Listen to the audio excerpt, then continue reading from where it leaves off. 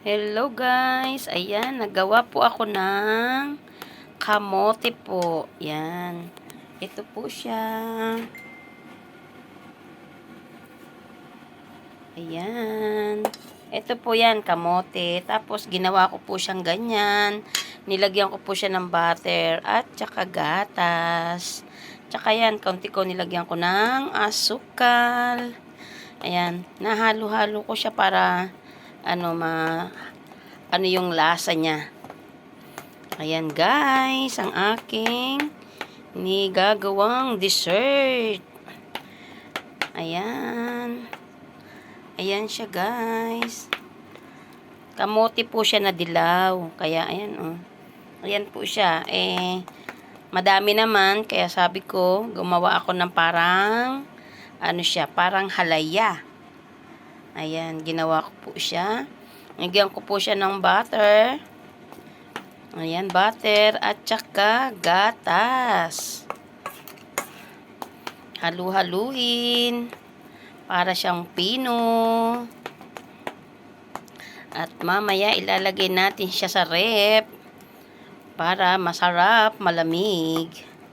Pwede naman din ito lagyan ng yelo kung gusto ninyo. Ayan. Yan po ang aking gawa. Ayan po ang butter at saka gatas, asukal, at pinaghalo ko siya din eh. Ayan guys, ang aking ginagawang dessert. Ayan. Ayan na guys. Ang aking ginawa. Ilalagay ko po yan sa ref para lumamig siya. Ayan, ang sarap. Ilalagay ko po yan sa ref para masarap, para pagkain ko, o di malamig, masarap na siya. Tapos lagyan ko lang konting yelo, okay na yan. Ayan guys, ang aking dessert, nakamote po na dilaw. Lagyan ko lang po siya ng butter at gatas at saka kaunting asukal para hindi masyadong matamis.